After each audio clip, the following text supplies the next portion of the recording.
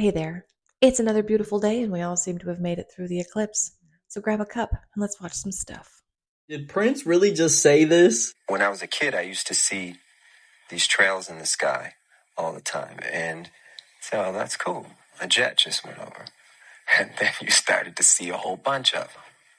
And the next thing you know, everybody in your neighborhood was fighting and arguing and you didn't know why. Now, come on, man. This is just from heavy air traffic. There has to be some sort of airport nearby. These streaks in the sky are caused by the water vapor in the airplane's engine, and the low temperature causes ice crystals. It's not like they could just turn it off or okay, I don't know what that was about, but this is testing the weight limits of the planes, right, for passengers. And no, those aren't hoses hooking up to anything. Yeah, they're just testing the planes, guys. Now that's how they do their little writing in the sky, you know what I'm saying? It's just a crazy conspiracy. So while I am completely aware of the science and how it makes complete sense, right? How the engines and the super cool temperatures and it causes ice crystals and that, yeah, I get it. Got it. We're good. But it is awfully convenient, isn't it? So if the government does decide they want to put something in the airplanes to sprinkle over the population, none will be the wiser because that happens all the time. And here's the science that's been crammed down our throat as to why. So you don't question too much. Hey, thank you so much for stopping by. If there's a topic you'd like me to cover, please let me know in the comments down below and I'll do my best to get it in one of my upcoming videos. If you're having a good time, please hit that like button or consider subscribing. And come back tomorrow because I'm making a new video every day. So today we're going to talk about Chicago 1893. Now look at this. Look at these buildings. Look at this fountain. Look at the amount of detail, right? All these archways.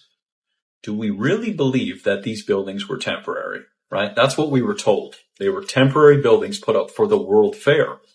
Looks a little more than temporary to me. Now, what's interesting too is as I was digging deeper, there was a book from 1902 that talked about how all of the walls were 18 inches thick for these buildings and completely fireproof.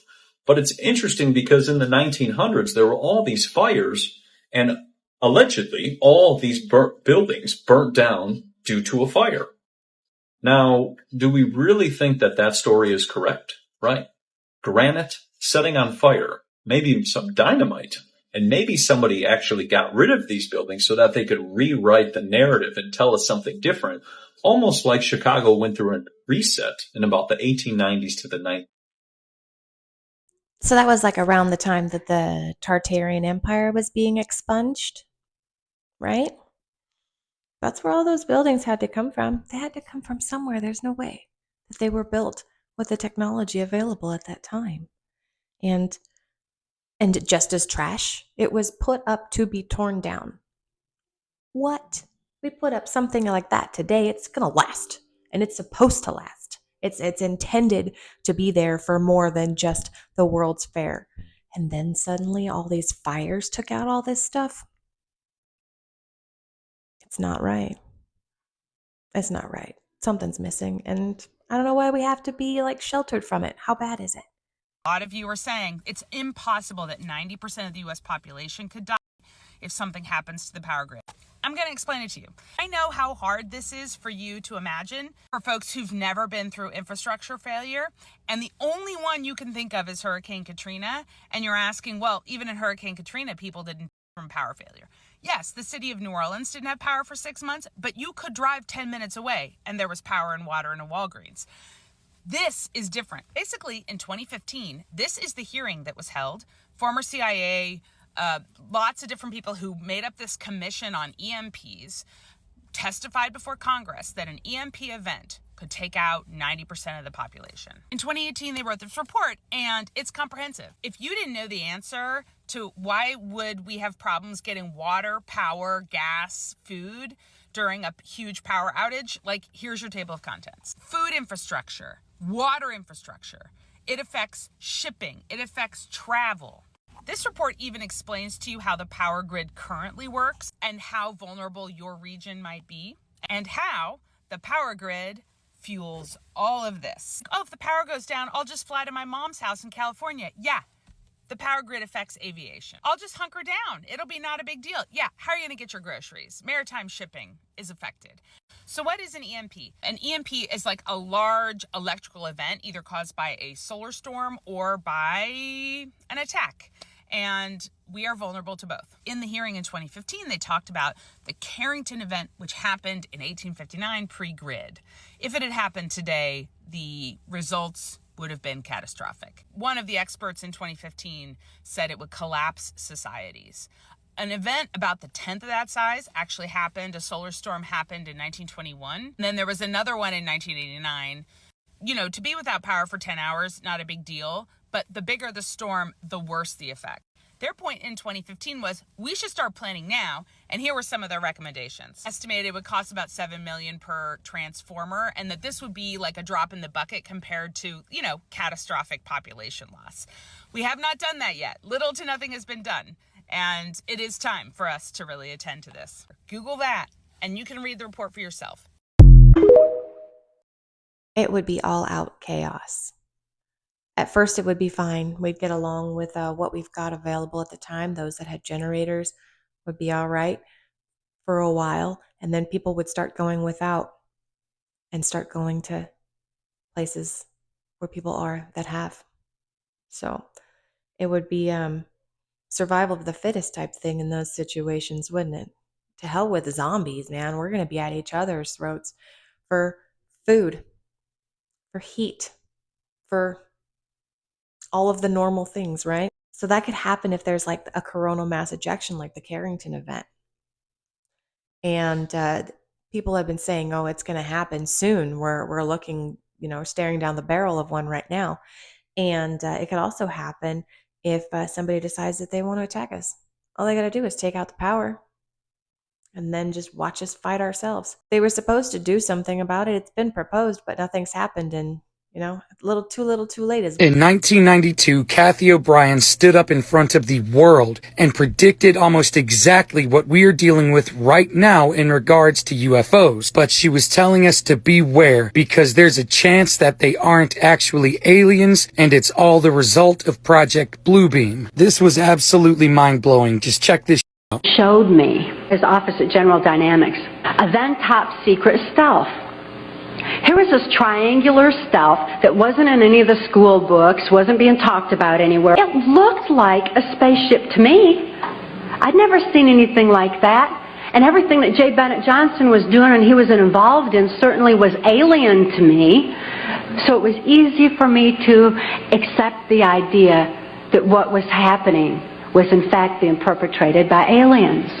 But what I am saying is that it was my experience that these were people claiming to be aliens.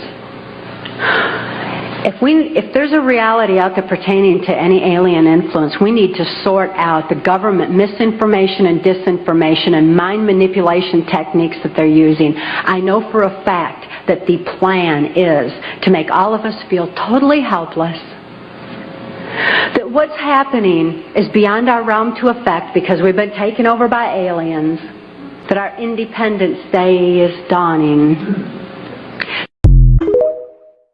And then the government is going to swoop in with a new and or fake god that we're all supposed to join and worship as he demolishes and vanquishes these fake aliens. Oh, it's going to be a beautiful day. Call me crazy if you want, but I've never liked store-bought pesto. Yeah, that's crazy, Susie. But you know what else is crazy? Dermatologists hate Neosporin. Yep, that over-the-counter antibiotic cream that we apply on our cuts, scrapes, burns growing up. And this is a USA-specific problem we're having. Whereas, say, in the UK, they don't have Neosporin over-the-counter. Whereas here, we can buy it at Costco in the bulk. So Neosporin has neomycin, which is a common allergen that is notorious for causing an allergic contact dermatitis rash. It can be just red and itchy or a blistering rash. So whenever I see a rash that looks like a contact dermatitis, my first question is, are you using Neosporin? In 2013 alone, we spent over $1.5 billion in medical treatment costs to treat these allergic contact dermatitis rashes. And that surpassed the treatment costs for melanoma that year, which is crazy. So don't use Neosporin. Instead, use petrolatum ointment like Aquaphor, Vaseline, or CeraVe healing ointment. Crazy, right? Neosporin has always been a go-to in my family. And up until just yesterday, I was over at a friend's house, and a friend of theirs was there, and he had a wound on his shin, and he had tapped his shin on like some piece of machinery, and it opened it up, and he was putting Neosporin on it, and it just continued to get worse and worse, and infection, it just ran rampant in his leg. And it's finally healing now, but he told me, he said, stay away from that stuff. So I'm just throwing that stuff out as fast as I can. That's insane. And then I found this video, and it sure as can be, stay away from Neosporin. That stuff is bad news. On that note, I'm going to call it for today. Thank you so much for joining me. I really appreciate your time, and I am so glad that you survived the eclipse. I know it was a little touch and go there for a minute, but we all made it. So it's okay. I hope to see you tomorrow. Have a wonderful day. Here's my cutting room floor. 3, 2, 1. Hey there. It's another beautiful day, and we all survived this horrific eclipse. And I don't necessarily believe that 100% of the time. I do think it's awfully convenient in the event. Now, while I know the science of this is 100% accurate, the brain's not working. But it is awfully convenient, isn't it? And they proposed to take care of it how long ago, and they've still done nothing? Just goes to show where our money is better suited being spent. I know that the president is like, oh, it's nothing. There's no sensitive material here. I still understand the point that this blue-faced fella's making, right? Like, everyone's like, oh, Ukraine is winning. We're fighting back. We're fighting the good fight. And then it's like, no, they're not. They're doing bad. They're not doing good at all. Well, there you go. I totally didn't know I had that one slated. I thought I went past it. But yeah. So I was just over at my friend's house, at their Uncle Bill. He's not actually their uncle, but we call him Uncle Bill. He's not my uncle. I don't think he's even their uncle. I don't know whose uncle he is. He is just Uncle Bill. Uncle Bill, he's not actually my uncle. We just call him Uncle Bill. I'm not sure the real relation, but he's a great guy.